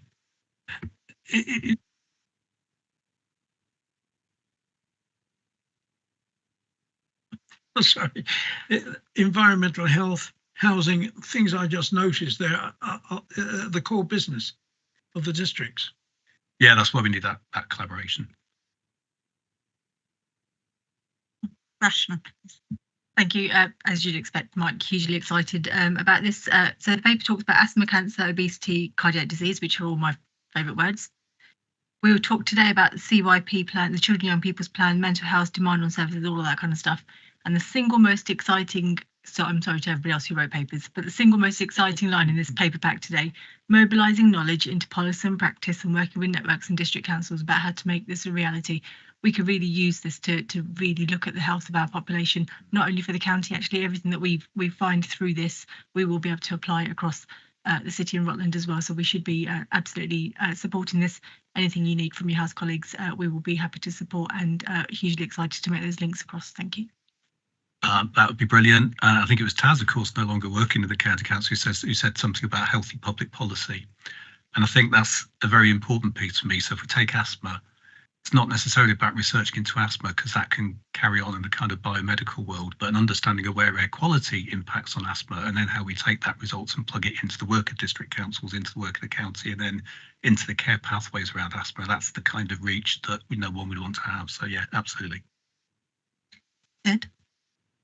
Thanks. Yeah, just to add my congratulations, really. It's a great piece of work. It's a real opportunity, isn't it? And as Rachel says, to have that kind of evidence-led policy or research-based policy development is a real opportunity for local government. Often we don't have that capacity. Fully support the point around kind of the role that districts play in the wider determinants health is fundamental. So welcome that the opportunity to get involved. And also wearing my kind of co-chair hat of the Staying Healthy Partnership, it's a real opportunity as one of the subgroups of this board for that to get its teeth into supporting this work as well. So yeah, brilliant. I look forward to seeing it develop.